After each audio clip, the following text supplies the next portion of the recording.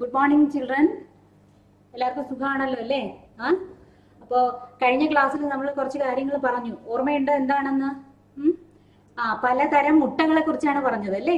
അപ്പോൾ എന്താണ് ഇതിന്റെ മീനിന്റെ മുട്ട, നമ്മൾ കണവ എന്ന മീനിനെ കുറിച്ച് പറഞ്ഞു. പുതിയൊരു തരം മീനിനെ നിങ്ങൾ പരിചയപ്പെടുത്തി.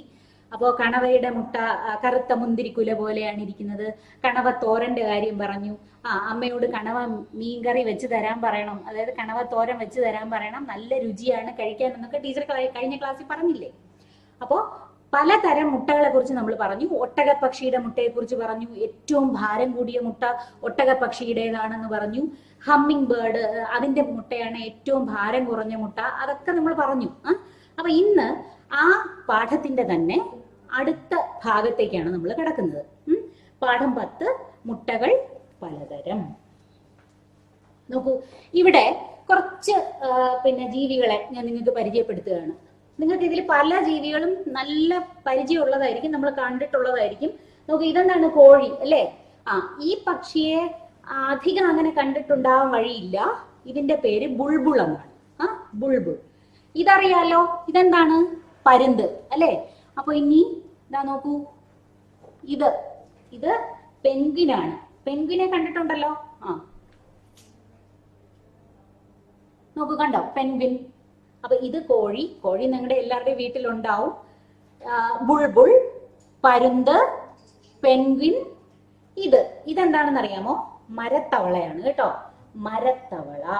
സാധാരണ തവളയെ നമ്മൾ കണ്ടിട്ടുണ്ട് അല്ലേ? വെള്ളത്തിൽ ഇങ്ങനെ ഇലയിലൊക്കെ ഇങ്ങനെ ചാടി ചാടി പ്രത്യേക തരത്തിലുള്ള ശബ്ദമൊക്കെ ഉണ്ടാക്കി നീങ്ങുന്ന.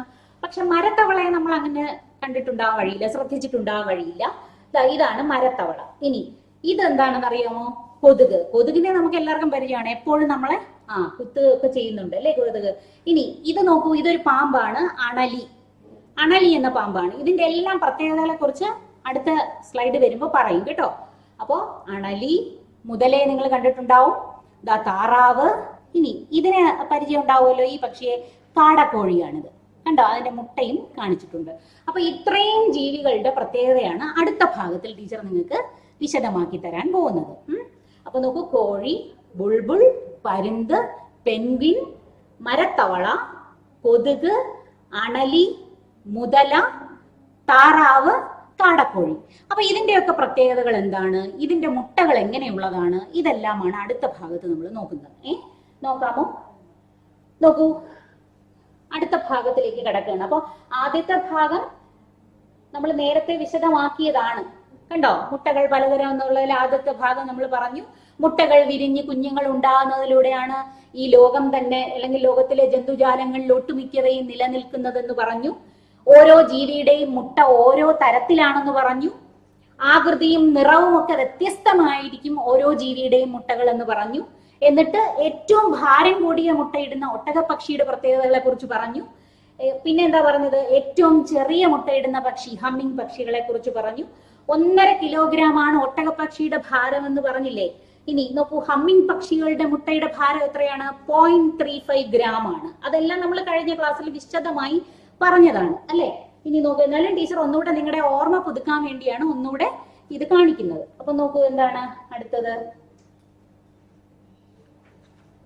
നോക്കൂ, ഒട്ടുമിക്ക പക്ഷികളുടെ മുട്ടകൾക്കും കോഴിമുട്ടയുടെ ആകൃതിയാണ്. ആമയുടെ മുട്ട പൂർണ്ണ വൃത്താകൃതിയുള്ളവയാണ്. മഷി മത്സ്യം എന്നറിയപ്പെടുന്ന കണവകളുടെ മുട്ടകൾക്ക് പ്രത്യേകതയുണ്ട്. അവ കാണാൻ കാഴ്ചയ്ക്ക് കറുത്ത മുന്തിരിക്കുല പോലെ ഇരിക്കും എന്നൊക്കെ നമ്മൾ കഴിഞ്ഞ ക്ലാസ്സിൽ വിശദമായി പറഞ്ഞു. അപ്പോഴാണ് നമ്മൾ എന്തിനെ കുറിച്ച് പറഞ്ഞത്? കണവ തോരനെ കുറിച്ച് പറഞ്ഞത്. കണവ മീൻ ഇങ്ങനെ ഫിംഗറിൽ ഇങ്ങനെ വിരലിൽ ഇങ്ങനെ ഇട്ട് നമ്മൾ നല്ല കൗതുകത്തോടെ നോക്കാറുണ്ടെന്നൊക്കെ പറഞ്ഞില്ലേ കഴിഞ്ഞ ക്ലാസ്സിൽ? അപ്പൊ ഇതിപ്പോ ഓർമ്മ പുതുക്കാൻ വേണ്ടി കഴിഞ്ഞ ഭാഗം ഒന്നുകൂടെ പറഞ്ഞെന്നേ ഉള്ളൂ. ഇനി നമുക്ക് ശരിക്കും പഠിക്കാനുള്ള ഭാഗത്തേക്ക് പോവാം. ഇന്ന് പഠിക്കാനുള്ള ഭാഗത്തിലേക്ക് പോവാം. നോക്കൂ, ഇനി ഇന്നത്തെ ഭാഗം ശ്രദ്ധിക്കാം. പുസ്തകത്തിൽ ശ്രദ്ധിച്ചിരിക്കണേ. വായിക്കുമ്പോ ഓരോ വരിയിലൂടെയും നിങ്ങളുടെ ചൂണ്ടുവിരൽ കൊണ്ടിങ്ങനെ നിങ്ങൾ ഇങ്ങനെ ഓടിക്കണം. അപ്പോൾ നിങ്ങൾക്ക് കറക്റ്റ് ആയിട്ട് മനസ്സിലാവും. കൃത്യമായി എങ്ങനെയാണ് വാക്കുകൾ ഉച്ചരിക്കേണ്ടതെന്ന് മനസ്സിലാവും. അപ്പോൾ പുസ്തകം ശ്രദ്ധിച്ചിരിക്കുമല്ലോ. ടീച്ചർ വായിക്കട്ടെ. നോക്കൂ, കോഴികൾ ഒറ്റയിരിപ്പിൽ ഒരു മുട്ട ഇടുന്നു. 10-12 മുട്ടകളായി കഴിയുമ്പോൾ അവ അടയിരുന്ന് മുട്ടകൾ വിരിയിക്കും. കാക്കയും ബുൾബുളും പരുന്തുമൊക്കെ മുട്ടയിടുന്ന കാലത്ത് 3 4 മുട്ട മാത്രമേ ഇടൂ. പെൻഗ്വിൻ 1 മുട്ട മാത്രമേ ഇടൂ. അപ്പൊ നോക്കൂ, ആദ്യത്തെ പാരഗ്രാഫ് ഒന്നുകൂടെ നോക്കൂ, ഒന്നുകൂടെ വായിക്കാം, ശ്രദ്ധിച്ചിരിക്കൂ. കോഴികൾ ഒറ്റയിരിപ്പിൽ 1 മുട്ട ഇടുന്നു. 10-12 മുട്ടകളായി കഴിയുമ്പോൾ അവ അടയിരുന്ന് മുട്ട വിരിയിക്കും. കാക്കയും ബുൾബുളും പരുന്തുമൊക്കെ മുട്ടയിടുന്ന കാലത്ത് 3 4 മുട്ട മാത്രമേ ഇടൂ. പെൻഗ്വിൻ 1 മുട്ട മാത്രമേ ഇടൂ. അപ്പൊ നേരത്തെ കഴിഞ്ഞ ക്ലാസ്സിൽ ഞാൻ കഴിഞ്ഞ സ്ലൈഡിൽ കാണിച്ചല്ലോ, എന്താണ് നോക്കൂ,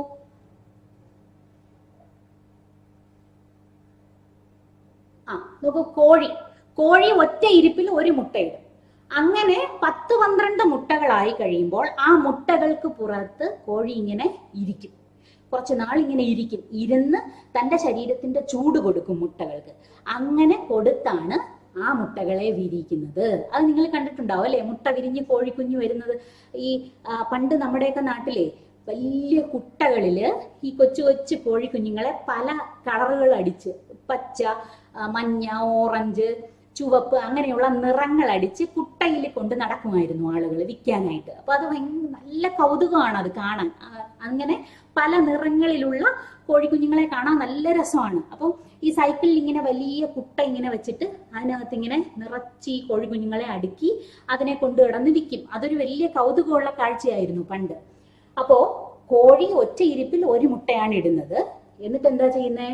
10-12 മുട്ടയായി കഴിയുമ്പോൾ അതിന്റെ പുറത്തിരിക്കും, അടയിരിക്കുക എന്നാണ് അതിന് പറയുന്നത്.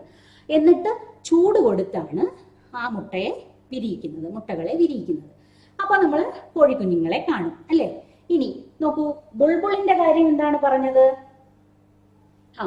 ബുൾബുൾ എങ്ങനെയുണ്ട്? കാക്കയും ബുൾബുളും പരുന്തുമൊക്കെ മുട്ടയിടുന്ന കാലത്ത് 3 4 മുട്ട മാത്രമേ ഇടൂ. അപ്പൊ കോഴി 10-12 മുട്ടയിടുമ്പോ കാക്ക, ബുൾബുൾ, പരുന്ത് തുടങ്ങിയ പക്ഷികളൊക്കെ മുട്ടയിടുന്ന സമയത്ത് 3 4 മുട്ടകൾ മാത്രമേ ഇടാറുള്ളൂ. അപ്പൊ കോഴി 12 മുട്ടയിടും, 10-12ഓളം മുട്ടകൾ ഇടുമ്പോ കാക്കയും ബുൾബുളും പരുന്തുമൊക്കെ എണ്ണത്തിൽ കുറവാണ്. എന്താണ്? മുട്ടകളുടെ എണ്ണത്തിൽ കുറവായിരിക്കും. 3 4 മുട്ടകൾ മാത്രമേ ഇടുകയുള്ളൂ. ഇനി എന്നാൽ പെൻഗ്വിന്റെ കാര്യം വരുമ്പോ വ്യത്യസ്തമാണ്. പെൻഗ്വിൻ എന്താ ചെയ്യുന്നതെന്ന് അറിയാമോ? ഒറ്റ മുട്ട മാത്രമേ ഇടുകയുള്ളൂ. പെൻഗ്വിൻ ഒത്തിരി മുട്ട ഇടാറില്ല. ഒറ്റ മുട്ട ഇടുന്ന സമയമാകുമ്പോൾ ഒരൊറ്റ മുട്ട മാത്രമേ ആരിടാറുള്ളൂ? പെൻഗ്വിൻ ഇടാറുള്ളൂ. അപ്പൊ ആദ്യത്തെ പാരഗ്രാഫ് മനസ്സിലായല്ലോ, ഒന്നുകൂടെ വായിക്കാം, ശ്രദ്ധിച്ചിരിക്കണേ. കോഴികൾ ഒറ്റ ഇരിപ്പിൽ 1 മുട്ട ഇടുന്നു. 10-12 മുട്ടകളായി കഴിയുമ്പോൾ അവ അടയിരുന്ന് മുട്ടകൾ വിരിയിക്കും. കാക്ക, ബുൾബുൾ, പരുന്ത് തുടങ്ങിയ പക്ഷികൾ മുട്ടയിടുന്ന കാലത്ത് 3 4 മുട്ട മാത്രമേ ഇടൂ. പെൻഗ്വിൻ ഒറ്റ മുട്ട മാത്രമേ ഇടുള്ളൂ, 1 മുട്ട മാത്രമേ ഇടൂ. അത് അത്രയും പക്ഷികളുടെ കാര്യമാണ് ഈ പാരഗ്രാഫിൽ പറഞ്ഞത്. ഇനി അടുത്ത പാരഗ്രാഫ് നോക്കൂ. തവളകൾ ഒരു സീസണിൽ 1000കണക്കിന് മുട്ടകൾ ഇടും. സാധാരണ തവളകൾ 3000ഓളം മുട്ടകൾ ഇടുമ്പോൾ മരത്തവളകൾ 6000ഓളം മുട്ടകൾ ഇടും. തവള മുട്ടകൾ പത പോലെ വെള്ളത്തിൽ പൊന്തി കിടക്കും. കെട്ടിക്കിടക്കുന്ന വെള്ളത്തിലാണ് കൊതുകുകൾ മുട്ടയിടുന്നത്. കൊതുകുകൾ രോഗം പരത്തുന്നതിനാൽ വെള്ളം കെട്ടിക്കിടക്കുന്നത് ഒഴിവാക്കാൻ ശ്രമിക്കണം. അപ്പൊ അടുത്ത പാരഗ്രാഫിൽ പറയുന്നത് തവളയെ കുറിച്ചാണ്. തവളയുടെ മുട്ടകളുടെ പ്രത്യേകത എന്ത്? അതാണ് അടുത്ത പാരഗ്രാഫിൽ പറയുന്നത്. നോക്കൂ, തവളകൾ മുട്ടയിടുന്ന സീസൺ ആകുമ്പോൾ, സീസൺ എന്ന് പറഞ്ഞാൽ ഒരു പ്രത്യേക കാലഘട്ടം എന്നുള്ള അർത്ഥമേ ഉള്ളൂ. ഇനി തവളകൾ ഒരു സീസണിൽ, അതായത് മുട്ടയിടുന്ന ആ സീസൺ ആകുമ്പോൾ 1000കണക്കിനാണ് മുട്ടയിടുന്നത്. 1000കണക്കിന് എന്ന് പറഞ്ഞാൽ ധാരാളം മുട്ടകൾ ഇടും. ഇനി നോക്കൂ, സാധാരണ തവളകൾ, സാധാരണ പച്ച നിറത്തിലുള്ള, ബ്രൗൺ നിറത്തിലൊക്കെ ഉള്ള തവളകൾ 3000ഓളം മുട്ടകൾ ഇടുമ്പോൾ മരത്തവളകൾക്ക് ചില പ്രത്യേകതകളുണ്ട്. എന്താണ്? മരത്തവളകൾ അതിന്റെ ഇരട്ടി അളവിലാണ് മുട്ടയിടുന്നത്. സാധാരണ തവളകൾ 3000ഓളം മുട്ടകൾ ഇടുമ്പോൾ ആ സ്ഥാനത്ത് മരത്തവളകൾ എത്ര മുട്ടകൾ ഇടും? 6000ഓളം മുട്ടകളാണ് ഇടുന്നത്. അതിന്റെ ഇരട്ടി, 3000ന്റെ ഇരട്ടി മുട്ടകളാണ് ആരിടുന്നത്? മരത്തവള ഇടുന്നത്. നോക്കൂ, മരത്തവളയെ കാണിച്ചില്ലേ ടീച്ചർ? കണ്ടോ? ഇതാണ് മരത്തവള. അപ്പൊ മരത്തവള എത്ര മുട്ടകളാണ് ഇടുന്നത്? 6000-ൽ കൂടുതൽ മുട്ടകൾ ഇടും. സാധാരണ തവളകളോ 3000-ഓളം മുട്ടകളാണ് ഇടുന്നത്. നോക്കൂ, ഇനി തവളയുടെ മുട്ടകൾ എങ്ങനെയാണ് കാണപ്പെടുന്നതെന്നാണ് അടുത്ത പറയുന്നത്. എന്താണ്? തവള മുട്ടകൾ പത പോലെ വെള്ളത്തിൽ പൊന്തിക്കിടക്കും. സാധാരണ തവളകൾ വെള്ളത്തിലും കരയിലും ഒക്കെ കാണുമല്ലോ നമ്മൾ. അപ്പോ വെള്ളത്തിലാണ് തവളകൾ മുട്ടയിടുന്നത്. എന്നിട്ട് തവളയുടെ മുട്ടയുടെ പ്രത്യേകത എന്താണ്? പത പോലെയാണ് വെള്ളത്തിൽ ഇങ്ങനെ പൊന്തി കിടക്കും, ഇങ്ങനെ ഫ്ലോട്ട് ചെയ്ത് കിടക്കും വെള്ളത്തിൽ. എങ്ങനെയാണ് അത് കാണപ്പെടുന്നത്? പത പോലെ. സാധാരണ നമ്മൾ ഫോം അതാണ്. അപ്പൊ ഈ പത പോലെ നമുക്ക് ദൂരെ നിന്ന് നോക്കുമ്പോൾ പത പൊങ്ങി കിടക്കുന്ന പോലെ തോന്നുള്ളൂ. അത് തവളയുടെ മുട്ടയാണ്. നമ്മൾ വളരെ സൂക്ഷിച്ചു നോക്കിയാലേ മനസ്സിലാവുള്ളൂ. അപ്പൊ തവള മുട്ടകൾ എങ്ങനെയാണ് കാണപ്പെടുന്നത്? വെള്ളത്തിൽ പത പോലെ പൊന്തി കിടക്കും, ഉയർന്നു കിടക്കും, ഇങ്ങനെ ഫ്ലോട്ട് ചെയ്ത് കിടക്കും കേട്ടോ. ഇനി നോക്കൂ, കൊതുകുകൾ. അടുത്തത് കൊതുകുകളുടെ കാര്യമാണ് പറയുന്നത്. കൊതുകുകൾ രോഗം പരത്തുന്ന ജീവികളാണെന്ന് അറിയാലോ. കൊതുക് നമ്മുടെ ശരീരത്തിൽ വന്ന് കുത്തും.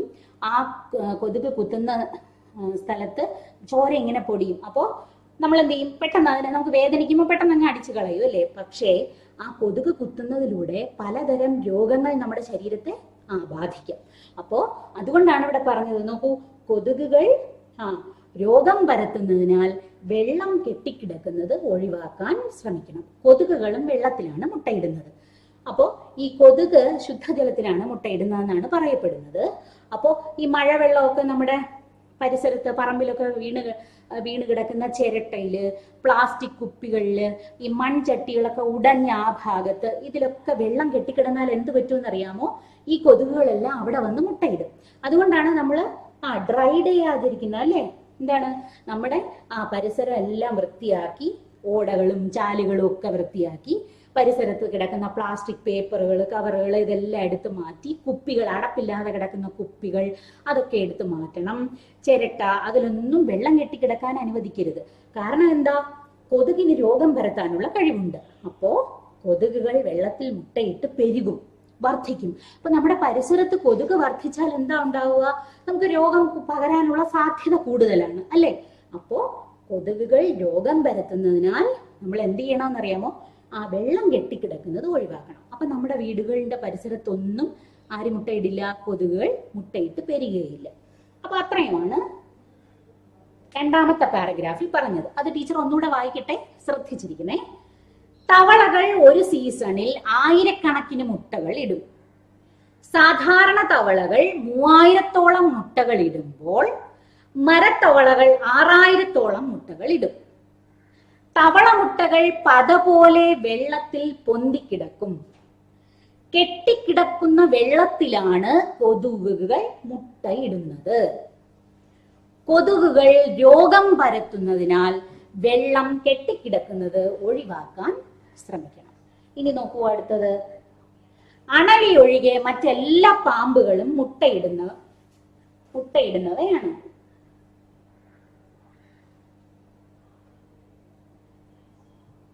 നോക്കൂ, അണലി ഒഴികെ മറ്റെല്ലാ പാമ്പുകളും മുട്ടയിടുന്നവയാണ്. 100 മുട്ടകൾ വരെ ഇടുന്ന പാമ്പുകളുണ്ട്. മുട്ടകളുടെ പുറന്തോടിന്റെ കാഠിന്യത്തിലുമുണ്ട് വ്യത്യാസം. നല്ല കട്ടിയുള്ള പുറന്തോടുള്ളവയാണ് മുതലകളുടെ മുട്ടകൾ. പാമ്പിന്റെയും പല്ലിയുടെയും ഒക്കെ മുട്ടകൾക്കാവട്ടെ പുറന്തോടിന് മൃദുത്വമാണ്. പല നിറങ്ങളിലുള്ള മുട്ടകൾ ഇടുന്ന ജീവികളുമുണ്ട്. മനുഷ്യർ ഭക്ഷണമായി മുട്ട ഉപയോഗിക്കുന്നു. കോഴി, താറാവ്, കാട തുടങ്ങിയ ജീവികളുടെ മുട്ടകൾ മനുഷ്യർക്ക് ഭക്ഷണമാണ്. അപ്പൊ അടുത്ത ഭാഗത്ത് പറയുന്നത് പാമ്പിന്റെ പ്രത്യേകതയാണ് കേട്ടോ. പാമ്പുകൾ മുട്ടയിടുന്നവയാണ്. പക്ഷെ അതിൽ ഒരു പാമ്പ് മാത്രം മുട്ടയിടാറില്ല. എന്താണ്? അണലി. അണലിയുടെ പിക്ചർ നേരത്തെ കാണിച്ചല്ലോ, കണ്ടില്ലേ? കണ്ടോ? ഇതാണ് അണലി. കണ്ടോ? ഇതാണ് അണലി. ഈ അണലി എന്ന പാമ്പ് മാത്രമേ പാമ്പുകളുടെ കൂട്ടത്തിൽ മുട്ടയിടാതെ ഉള്ളൂ. മറ്റെല്ലാ പാമ്പുകളും മുട്ടയിടുന്നവയാണ്. അവ എങ്ങനെയുള്ള എത്ര മുട്ടകൾ വരെ ഇടും? നോക്കൂ, 100 മുട്ടകൾ വരെ ഇടുന്ന പാമ്പുകളുണ്ട്.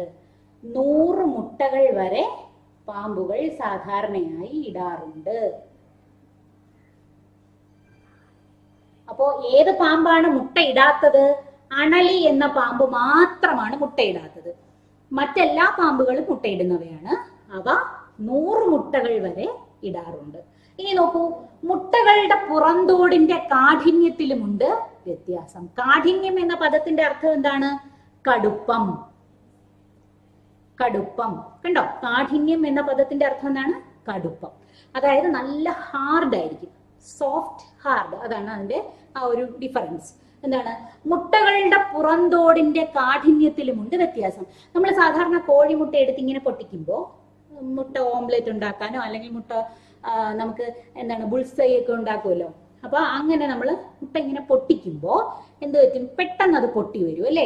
പക്ഷേ സാധാരണ രീതിയിലുള്ള കോഴി, കാട അങ്ങനെയുള്ള പക്ഷികളുടെയൊക്കെ മുട്ടകൾക്കാണ് പെട്ടെന്ന് ഇങ്ങനെ പൊട്ടിക്കാൻ സാധിക്കുക. അവയ്ക്ക് പുറന്തോടിന് കട്ടി കുറവായിരിക്കും. ഇനി നോക്കൂ, പക്ഷെ മുതലകളുടെ മുട്ട അങ്ങനെയല്ല. എങ്ങനെയാണ് മുതലകളുടെ മുട്ടകൾ? കട്ടിയുള്ള പുറന്തോടുള്ളവയാണ്. നല്ല ഹാർഡായിരിക്കും മുതലയുടെ മുട്ടകളുടെ പുറന്തോട്. പെട്ടെന്നൊന്നും നമുക്ക് പൊട്ടിക്കാൻ സാധിക്കുകയില്ല. അപ്പൊ നോക്കൂ, മുതലകളുടെ മുട്ടകൾ കട്ടിയുള്ള പുറന്തോടുള്ളവയാണ്. ഇനി നോക്കൂ, എന്നാൽ പാമ്പിന്റെയും പല്ലിയുടെയും ഒക്കെ മുട്ടകൾക്കാവട്ടെ പുറന്തോടിന് മൃദുത്വമാണ്, സോഫ്റ്റ് ആണ്. ഹാർഡ് അല്ല, സോഫ്റ്റ് ആയിരിക്കും അല്ലെ? എങ്ങനെയുള്ളവയുടെ മുട്ടകൾ? പാമ്പിന്റെയും പല്ലിയുടെയും ഒക്കെ മുട്ടകൾ. അപ്പൊ ഏത് ജീവിയുടെ മുട്ടയ്ക്കാണ് പുറന്തോടിന് കൂടുതൽ കട്ടിയുള്ളത്? മുതലയുടെ മുട്ടകൾക്കാണ് പുറന്തോടിന് കട്ടിയുള്ളത് അല്ലെ? അത് ശ്രദ്ധിക്കണം കേട്ടോ. ഇനി പാമ്പിന്റെ കാര്യം പറഞ്ഞപ്പോ ഏത് പാമ്പാണ് മുട്ടയിടാത്തത്? അണലി എന്ന പാമ്പാണ്. ബാക്കി എല്ലാ പാമ്പുകളും മുട്ടയിടുന്നവർ. ഇനി പുറന്തോടിന്റെ കാര്യം വരുമ്പോ ഒരു കാര്യം മാത്രം ശ്രദ്ധിക്കുക. മുതലകളുടെ മുട്ടയുടെ പുറന്തോടിന് മാത്രമേ എന്തുള്ളൂ? കാഠിന്യമുള്ളൂ, അതായത് കടുപ്പമുള്ളൂ. ബാക്കി പാമ്പിന്റെയും പല്ലിയുടെയും ഒക്കെ മുട്ടകൾക്ക് എങ്ങനെയാണ്? പുറന്തോടിന് നല്ല മൃദുത്വമാണ്, സോഫ്റ്റ് ആണ്. മൃദുത്വം എന്ന് പറഞ്ഞാൽ മൃദുലം എന്നുള്ള അർത്ഥമേ ഉള്ളൂ. മൃദുലമാണ് എന്ന് വെച്ചാൽ നല്ല സോഫ്റ്റ് ആണ് എന്നുള്ള അർത്ഥമാണുള്ളത്. നോക്കൂ, അപ്പോൾ പല്ലിമുട്ടയൊക്കെ നമ്മൾ സാധാരണ കണ്ടിട്ടുള്ളത്, നമ്മളെ വീട്ടിലൊക്കെ പല്ലികൾ ഉണ്ടെങ്കിൽ നമ്മളിങ്ങനെ വാതിലിന്റെ ഇടയിലൊക്കെ നോക്കുമ്പോഴോ അല്ലെങ്കിൽ ജനലിന്റെ കർട്ടനൊക്കെ ഇങ്ങനെ മാറ്റുമ്പോഴോ പല്ലിമുട്ട ഇങ്ങനെ കുഞ്ഞുമുട്ട, ഈ ഗുളിക രൂപത്തിലിരിക്കുന്ന കുഞ്ഞുമുട്ട ഉണ്ടല്ലോ, അത് കാണും. അപ്പൊ അത് പെട്ടെന്നൊന്നും നമ്മളെ കൈ ഒന്നും അറിയാതെ തട്ടി അല്ലെങ്കിൽ എന്തെങ്കിലും സാധനം വന്ന് തട്ടിയാൽ അത് താഴെ വീണ ഉടനെ പൊട്ടും. അപ്പൊ വളരെ സോഫ്റ്റ് ആണ് എന്ത്? പല്ലിയുടെ മുട്ടകളുടെ പുറന്തോട്. കാഠിന്യമില്ല, കടുപ്പമുള്ളതല്ല. മുതലയുടെ മുട്ടകളുടെ പുറന്തോടിന് മാത്രമാണ് കടുപ്പമുള്ളത്. ഇനി നോക്കൂ, പല നിറങ്ങളിലുള്ള മുട്ടയിടുന്ന ജീവികളും ഉണ്ട്. യമു എന്ന പക്ഷിയുടെ നിറം, അതാണ് ടീച്ചറുടെ പ്രത്യേകം എഴുതിയിരിക്കുന്നത് കണ്ടോ. യമു എന്ന പക്ഷിയുടെ മുട്ടയ്ക്ക് പച്ച നിറമാണ് കേട്ടോ. നമ്മൾ സാധാരണ അങ്ങനെ കണ്ടിട്ടില്ലേ അല്ലെ, പച്ച നിറത്തിലുള്ള മുട്ട. പക്ഷേ യമു എന്ന പക്ഷിക്ക് പച്ച നിറത്തിലുള്ള മുട്ടയാണ് കേട്ടോ. അപ്പോൾ അതൊരു വെറൈറ്റിയാണ് അല്ലേ, അതൊരു പ്രത്യേകതയാണ്. നമ്മൾ ഇതുവരെ അങ്ങനെ കേട്ടിട്ടില്ല അല്ലെ, പച്ച നിറത്തിലുള്ള മുട്ട ഇടുന്ന ജീവി. അപ്പൊ നോക്കൂ, യമു എന്ന പക്ഷി പച്ച നിറത്തിലുള്ള മുട്ടയാണ് ഇടാറുള്ളത് കേട്ടോ. ഇനി അടുത്ത നോക്കൂ, മനുഷ്യർ ഭക്ഷണമായി മുട്ട ഉപയോഗിക്കുന്നു. ഇനി ഏതൊക്കെ ജീവികളുടെ മുട്ടകളാണ് അല്ലെങ്കിൽ ഏതൊക്കെ പക്ഷികളുടെ മുട്ടകളാണ് മനുഷ്യർ ഉപയോഗിക്കുന്നത്? കോഴി, താറാവ്, കാട തുടങ്ങിയ ജീവികളുടെ മുട്ടകൾ മനുഷ്യർക്ക് ഭക്ഷണമാണ്. അപ്പോ നമ്മൾ വളരെ രുചിയോടെ കഴിക്കും അല്ലേ. എന്താണ്? കോഴിമുട്ട, താറാവിന്റെ മുട്ട, കാടക്കോഴിയുടെ മുട്ട. കാടക്കോഴിയുടെ മുട്ട വളരെ ചെറുതാണ് ആകൃതിയിൽ.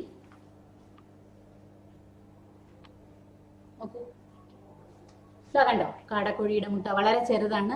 പുറത്തിങ്ങനെ കറുത്ത സ്പോട്ടുകൾ പോലെ ഇങ്ങനെ കാണാറുണ്ട്, കൊച്ചു കൊച്ചു ഇങ്ങനെ കറുത്ത അടയാളമുണ്ട്. പക്ഷെ നല്ല പ്രോട്ടീൻ ഉള്ളതാണ് കാടക്കോഴിയുടെ മുട്ട എന്നാണ് പറയപ്പെടുന്നത്. അപ്പോൾ മുട്ട സാധാരണയായി നല്ല പ്രോട്ടീൻ ഉള്ളതാണ് അല്ലേ. മുട്ടയുടെ മഞ്ഞ, വെള്ള ഇതൊക്കെ ചേർന്നിരിക്കുന്ന ആ ഭാഗം നല്ല ടേസ്റ്റുമാണ്, നല്ല പ്രോട്ടീനുമാണ്. അപ്പോൾ ഒരു ദിവസം ഒരു മുട്ട കഴിക്കണമെന്നാണ് കേട്ടോ. കഴിക്കാറുണ്ടോ നിങ്ങൾ ഒരു ദിവസം ഒരു മുട്ട? എങ്ങനെയായാലും പൊരിച്ചായാലും അല്ലെങ്കിൽ ബുൾസൈ ആയാലും അവിച്ചായാലും എന്ന് വെച്ചാൽ മുട്ട പുഴുങ്ങിയായാലും എങ്ങനെയായാലും മുട്ട ഒരു ദിവസം ഒരെണ്ണം കഴിച്ചിരിക്കണം. അത് ആരോഗ്യത്തിന് നല്ലതെന്നാണ് പറയപ്പെടുന്നത്. അപ്പൊ ഇങ്ങനെ കഴിക്കാത്തവരുണ്ടെങ്കിൽ കഴിക്കണം കേട്ടോ. അപ്പോ ഏതൊക്കെ ജീവികളുടെ മുട്ടകളാണ് നമ്മൾ ഭക്ഷണമായി ഉപയോഗിക്കുന്നത് എന്ന് പറഞ്ഞു? ഏതൊക്കെ ജീവികളുടെയാണ്? കോഴി, താറാവ്, കാടക്കോഴി തുടങ്ങിയ ജീവികളുടെ മുട്ടകൾ മനുഷ്യർക്ക് ഭക്ഷണമാണ്. അപ്പൊ ഇത്രയുമാണ് മുട്ടകൾ പലതരം എന്ന പാഠഭാഗത്ത് നമുക്ക് പറയാനുള്ളത്. അപ്പൊ ഇന്നത്തെ പാഠഭാഗം നമുക്ക് ഒന്നുകൂടെ നോക്കാമോ? നോക്കൂ, കോഴികൾ ഒറ്റയിരിപ്പിൽ ഒരു മുട്ട ഇടുന്നു. 10-12 മുട്ടകളായി കഴിയുമ്പോൾ അവ അടയിരുന്ന് മുട്ടകൾ വിരിയിക്കും. കാക്കയും ബുൾബുളും പരുന്തുമൊക്കെ മുട്ടയിടുന്ന കാലത്ത് 3-4 മുട്ടകൾ മാത്രമേ ഇടൂ. പെൻഗ്വിൻ ഒരു മുട്ട മാത്രമേ ഇടൂ. തവളകൾ ഒരു സീസണിൽ 1000കണക്കിന് മുട്ടകൾ ഇടും. സാധാരണ തവളകൾ 3000ഓളം മുട്ടകൾ ഇടുമ്പോൾ മരത്തവളകൾ 6000ഓളം മുട്ടകൾ ഇടും. തവള മുട്ടകൾ പത പോലെ വെള്ളത്തിൽ പൊങ്ങിക്കിടക്കും. കെട്ടിക്കിടക്കുന്ന വെള്ളത്തിലാണ് കൊതുകുകൾ മുട്ടയിടുന്നത്. കൊതുകുകൾ രോഗം പരത്തുന്നതിനാൽ വെള്ളം കെട്ടിക്കിടക്കുന്നത് ഒഴിവാക്കാൻ ശ്രമിക്കണം. ഇനി നോക്കൂ അടുത്തത്. അണലി ഒഴികെ മറ്റെല്ലാ പാമ്പുകളും മുട്ടയിടുന്നവയാണ്. 100 മുട്ടകൾ വരെ ഇടുന്ന പാമ്പുകൾ ഉണ്ട്. മുട്ടകളുടെ പുറന്തോടിന്റെ കാഠിന്യത്തിലുമുണ്ട് വ്യത്യാസം. കാഠിന്യം എന്ന വാക്കിന്റെ അർത്ഥം എന്താണ്? കടുപ്പം. നല്ല കട്ടിയുള്ള പുറന്തോടുള്ളവയാണ് മുതലകളുടെ മുട്ടകൾ. പാമ്പിന്റെയും പല്ലിയുടെയും ഒക്കെ മുട്ടകൾക്കാവട്ടെ പുറന്തോടിന് മൃദുത്വമാണ്. പല നിറങ്ങളിലുള്ള മുട്ടകൾ ഇടുന്ന ജീവിയുമുണ്ട്. അപ്പോഴാണ് നമ്മൾ എമു പക്ഷിയുടെ കാര്യം പറഞ്ഞത് അല്ലെ. എമു പക്ഷിയുടെ നിറം, മുട്ടയുടെ നിറം എന്താണ്? പച്ച. ഇനി മനുഷ്യർ ഭക്ഷണമായി മുട്ട ഉപയോഗിക്കുന്നു. കോഴി, താറാവ്, കാടക്കോഴി തുടങ്ങിയ ജീവികളുടെ മുട്ടകൾ മനുഷ്യർക്ക് ഭക്ഷണമാണ്. അപ്പൊ ഇത്രയും കാര്യങ്ങൾ മനസ്സിലായല്ലോ. ഇനി നമുക്ക് ഈ ഭാഗത്തെ പുതിയ പദങ്ങൾ ഏതൊക്കെയാണെന്ന് നോക്കാം. നോക്കൂ, ജന്തുജാലം, വ്യത്യസ്തം, വൃത്താകൃതി, പുറന്തോട്, മൃദുത്വം, കാഠിന്യം, ഭാരം. നോക്കൂ, 7 പുതിയ പദങ്ങളാണ് ഈ ഭാഗത്തുള്ളത്. ജന്തുജാലം, വ്യത്യസ്തം, വൃത്താകൃതി, പുറന്തോട്, മൃദുത്വം, കാഠിന്യം, ഭാരം. ഇനി നോക്കൂ അടുത്തത്. അർത്ഥം ഒന്നുകൂടെ പരിചയപ്പെടുത്തുകയാണ്. കഴിഞ്ഞ ക്ലാസ്സിൽ നമ്മൾ അർത്ഥം പറഞ്ഞു, എന്നാലും ഒന്നുകൂടെ നോക്കാം. ജാലം എന്ന പദത്തിന്റെ അർത്ഥം എന്താണ്? കൂട്ടം. കാഠിന്യം എന്ന പദത്തിന്റെ അർത്ഥം കടുപ്പം. ആകൃതി, രൂപം. ഇനി നോക്കൂ പര്യായ പദങ്ങൾ. പാമ്പ്, പാമ്പിന്റെ പര്യായ പദങ്ങൾ ഏതൊക്കെയാണ്? ഉരകം, നാഗം. ഇനി വെള്ളം, വെള്ളത്തിന്റെ പര്യായം നിങ്ങൾക്ക് അറിയാം അല്ലേ? 2ാം ക്ലാസ് മുതലേ പഠിക്കുന്നതാണ്. എന്താണ് വെള്ളത്തിന്റെ പര്യായം? എന്ത്? ജലം, തോയം. ഭക്ഷണം എന്താ പര്യായം? അന്നം, ആഹാരം. ഇനി നോക്കൂ വിപരീതം. കഠിനം. നേരത്തെ പറഞ്ഞില്ലേ മുതലകളുടെ മുട്ടകളുടെ പുറന്തോട് വളരെ കാഠിന്യമുള്ളതാണെന്ന്.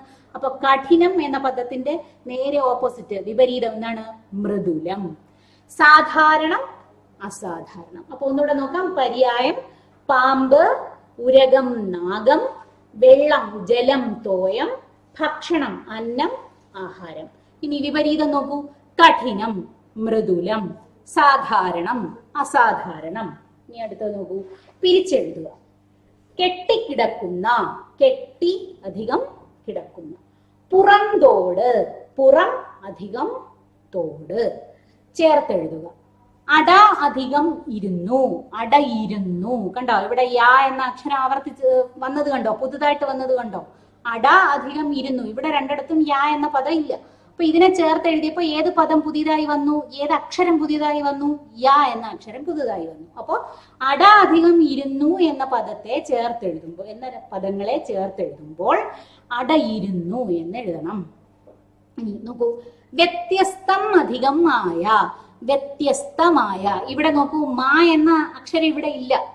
സ്പ്ലിറ്റ് ചെയ്ത് എഴുതിയിരിക്കുമ്പോൾ ആ അക്ഷരം ഇല്ല. ചേർത്തെഴുതുമ്പോൾ മാ എന്ന അക്ഷരം പുതുതായി വന്നു. അപ്പൊ നോക്കൂ, ചേർത്തെഴുതുക. അട അധികം ഇരുന്നു, അടയിരുന്നു. വ്യത്യസ്തം അധികമായ, വ്യത്യസ്തമായ. പിരിച്ചെഴുതുക ഒന്നുകൂടെ നോക്കൂ. കെട്ടിക്കിടക്കുന്ന, കെട്ടി അധികം കിടക്കുന്ന. പുറന്തോട്, പുറം അധികം തോട്. ഇനി നോക്കൂ അടുത്ത്. ഒറ്റപ്പദം. തന്നിരിക്കുന്ന പദത്തിന് ഒരു ഒറ്റപ്പദം പറയുക. അതാണ് പുറമേയുള്ള തോട് ആണ് എന്ത്? പുറന്തോട്. ചതുരത്തിലുള്ള ആകൃതി, ചതുരാകൃതി. നോക്കൂ, പുറമേയുള്ള തോട് പുറന്തോട്, ചതുരത്തിലുള്ള ആകൃതി ചതുരാകൃതി. ചതുരം എന്ന് പറഞ്ഞാൽ സ്ക്വയർ എന്നുള്ള അർത്ഥമാണ് കേട്ടോ. പുറമേയുള്ള തോട് പുറന്തോട്, ചതുരത്തിലുള്ള ആകൃതി ചതുരാകൃതി. ഇനി നോക്കൂ അടുത്തത്. ഉത്തരം എഴുതുക. ഏറ്റവും വലിയ മുട്ടയിടുന്ന പക്ഷി ഏത്? നോക്കൂ, ഏറ്റവും വലിപ്പമുള്ളതും ഏറ്റവും ഭാരമുള്ളതുമായ മുട്ടയിടുന്ന പക്ഷിയെ കുറിച്ച് നമ്മൾ പറഞ്ഞു. ഏതാണ്? പറഞ്ഞു കേക്കട്ടെ, ഉറക്കെ പറയൂ കേക്കട്ടെ. ഏതാണ്? ഒട്ടകപ്പക്ഷി. ഏറ്റവും വലിയ മുട്ടയിടുന്ന പക്ഷി ഏതാണ്? ഒട്ടകപ്പക്ഷിയാണ് ഏറ്റവും വലിയ മുട്ടയിടുന്നത്. ഇനി രണ്ടാമത്തെ ചോദ്യം നോക്കൂ. ഏറ്റവും ചെറിയ മുട്ടയിടുന്ന പക്ഷി ഏത്? ഏതാണ് ഏറ്റവും ചെറിയ മുട്ടയിടുന്ന പക്ഷി? ഹമ്മിങ് പക്ഷികളാണ്. എത്രയാണ് മുട്ടയുടെ ഭാരം? 0.35 ഗ്രാം എന്ന് പറഞ്ഞില്ലേ? ഒട്ടകപ്പക്ഷിയുടെ മുട്ടയുടെ ഭാരം എത്രയാണ്? 1.5 കിലോഗ്രാം ആണ് ഭാരം. കേട്ടോ, അതെപ്പോഴും ഓർമ്മയിൽ ഉണ്ടാവണം. ഏറ്റവും വലിയ മുട്ടയിടുന്നതും ഏറ്റവും ഭാരം കൂടിയ മുട്ടയിടുന്നതും ഏത് തന്നെയാണ്? ഒട്ടകപ്പക്ഷി തന്നെയാണ്. ഏറ്റവും ചെറിയ മുട്ടയിടുന്ന പക്ഷി ഏതാണ്? ഹമ്മിങ് പക്ഷികളാണ്. അടുത്തത് നോക്കൂ, മൂന്നാമത്തെ ചോദ്യം. ആമയുടെ മുട്ടയുടെ പ്രത്യേകത എന്ത്? പുസ്തകം നോക്കാതെ പറഞ്ഞു നോക്കിക്കേ ഒന്ന്. ആമയുടെ മുട്ടയുടെ പ്രത്യേകത എന്ത്? എന്താണ് ആമയുടെ മുട്ടയുടെ പ്രത്യേകത? പൂർണ്ണ വൃത്താകൃതിയാണ് അല്ലെ ആമയുടെ മുട്ടകൾക്ക്. ഉത്തരം എന്താണ്? ആമയുടെ മുട്ടകൾ പൂർണ്ണ വൃത്താകൃതി ഉള്ളവയാണ്. ഇനി നാലാമത്തെ ചോദ്യം നോക്കൂ. മുട്ടയിടാത്ത പാമ്പേത്? ഇന്ന് പഠിപ്പിച്ച ഭാഗമല്ലേ മുട്ടയിടാത്ത പാമ്പേത്? ഏതാണ് മുട്ടയിടാത്ത പാമ്പ്? ഓർത്ത് പറയൂ, ഏതാണ്? അണലി. ശരി, ഉത്തരം എന്താണ്? അണലിയാണ് മുട്ടയിടാത്ത പാമ്പ്. മറ്റ് പാമ്പുകളെല്ലാം മുട്ടയിടുന്നവയാണ്. പാമ്പ് എത്ര മുട്ടകൾ വരെ ഇടാറുണ്ടെന്നാണ് പറഞ്ഞത്? 100 മുട്ടകൾ വരെ ഇടാറുണ്ടെന്നാണ് പറഞ്ഞത് അല്ലേ? ഇനി നോക്കൂ, മൃദുലമായ പുറന്തോടുള്ള മുട്ടയിടുന്ന ജീവികൾ ഏതെല്ലാം? ഏതെല്ലാമാണ്? ഉത്തരം നോക്കൂ. പാമ്പും പല്ലിയുമാണ് മൃദുലമായ പുറന്തോടുള്ള മുട്ടയിടുന്ന ജീവികൾ. അത് ഓർത്തിരിക്കണം കേട്ടോ. പാമ്പും പല്ലിയുമാണ് മൃദുലമായ പുറന്തോടുള്ള മുട്ടയിടുന്ന ജീവികൾ. ഇനി ആറാമത്തെ ചോദ്യം നോക്കൂ. ഏതെല്ലാം മുട്ടകളാണ് മനുഷ്യർ ഭക്ഷണമായി ഉപയോഗിക്കുന്നത്? ഉത്തരം എന്താണ്? കോഴി, താറാവ്, കാട തുടങ്ങിയവയുടെ മുട്ടകളാണ് മനുഷ്യർ ഭക്ഷണമായി ഉപയോഗിക്കുന്നത്. അപ്പൊ ഇവിടെ നമ്മൾ അഞ്ചാമത്തെ ചോദ്യത്തിൽ പറഞ്ഞില്ലേ മൃദുലമായ പുറന്തോടുള്ള മുട്ടയിടുന്ന ജീവികൾ ഏതെല്ലാം? അപ്പൊ അങ്ങനെയാണെങ്കിൽ ഏറ്റവും കൂടുതൽ പുറന്തോടിന് കാഠിന്യമുള്ള മുട്ടയിടുന്നത് ആരാണ്? ഓർത്തു പറയൂ, ആരാ ഏറ്റവും കാഠിന്യമുള്ള പുറന്തോടുള്ള മുട്ടയിടുന്നത്? പറഞ്ഞേ. മുതലകളുടെ മുട്ടകൾക്കാണ് പുറന്തോടിന് ഏറ്റവും കാഠിന്യമുള്ളത് അല്ലെ? അത് ഓർത്തു വെക്കണേ. നമ്മൾ ഈ പാഠത്തിൽ പഠിച്ചിട്ടുള്ള ജീവികളുടെയും അവയുടെ മുട്ടകളുടെയും ഒക്കെ പ്രത്യേകതകൾ ഓർത്തു വെക്കണം കേട്ടോ. ഇനി അപ്പൊ ഇത് മനസ്സിലായല്ലോ. ഏതെല്ലാം മുട്ടകളാണ് മനുഷ്യർ ഭക്ഷണമായി ഉപയോഗിക്കുന്നത്? ഏതെല്ലാം മുട്ടകളാണ്? കോഴി, താറാവ്, കാട എന്നീ പക്ഷികളുടെ മുട്ടകളാണ് മനുഷ്യർ ഭക്ഷണമായി ഉപയോഗിക്കുന്നത്. അപ്പൊ ഇത്രയും മനസ്സിലായല്ലോ. ഇനി നോക്കൂ, ഇനി ഇതിലൊരു അസൈൻമെന്റ് ഉണ്ട്. എന്താണ് അസൈൻമെന്റ്? നിങ്ങൾക്ക് ഇഷ്ടമുള്ള 5 പക്ഷികളുടെ ചിത്രം ശേഖരിക്കണം. ശേഖരിച്ചിട്ട് നിങ്ങൾക്ക് അസൈൻമെന്റ് ബുക്കിലോ നോട്ടിലോ എവിടെയാണെന്ന് വെച്ചാൽ നിങ്ങൾക്ക് ഇഷ്ടം പോലെ അത് ഒട്ടിക്കാം. എന്നിട്ട് താഴെ അതിന്റെ പേര് എഴുതിയാം കേട്ടോ. 5 പക്ഷികളുടെ ചിത്രം, നിങ്ങൾക്ക് ഇഷ്ടമുള്ള 5 പക്ഷികളുടെ ചിത്രം ശേഖരിക്കാം. എന്നിട്ട് അത് വൃത്തിയായിട്ട് ഒട്ടിച്ച് പേരൊക്കെ എഴുതി നീറ്റായിട്ട് വെക്കണം. സ്കൂൾ തുറന്നു വരുമ്പോൾ ടീച്ചർ നോക്കും കേട്ടോ. അസൈൻമെന്റ് എല്ലാം ചെയ്തിട്ടുണ്ടോ എന്ന് കൃത്യമായി നോക്കും. അപ്പൊ ഇതുവരെയുള്ള അസൈൻമെന്റുകളെല്ലാം പൂർത്തിയാക്കിയിട്ടുണ്ടല്ലോ. ഓരോ പാഠഭാഗവുമായി ബന്ധപ്പെട്ട് നൽകുന്ന അസൈൻമെന്റുകളെല്ലാം അപ്പോൾ തന്നെ ചെയ്ത് തീർക്കാൻ ശ്രദ്ധിക്കണം കേട്ടോ. അപ്പൊ ഈ പാഠഭാഗവുമായി ബന്ധപ്പെട്ട അസൈൻമെന്റ് എന്താണ്? നിങ്ങൾക്ക് ഇഷ്ടമുള്ള 5 പക്ഷികളുടെ ചിത്രം ശേഖരിക്കുക. അപ്പൊ ഈ പാഠഭാഗം ഇന്നത്തോടെ അവസാനിക്കുകയാണ്. അപ്പൊ ഈ പാഠഭാഗവുമായി എന്ത് സംശയം ഉണ്ടെങ്കിലും ടീച്ചറിനെ വിളിക്കണം. ഇതാണ് ടീച്ചറിന്റെ നമ്പർ. അപ്പൊ വിളിച്ച് ചോദിച്ചാൽ മതി. എന്താണെന്ന് വെച്ചാൽ കൃത്യമായി പറഞ്ഞ് ക്ലിയർ ആക്കി തരാം കേട്ടല്ലോ. അപ്പൊ ഇന്നത്തെ ക്ലാസ് നമുക്ക് നിർത്താം. അപ്പൊ എല്ലാവരും നല്ല സേഫ് ആയിട്ടിരിക്കണം കേട്ടോ. Okay, thank you.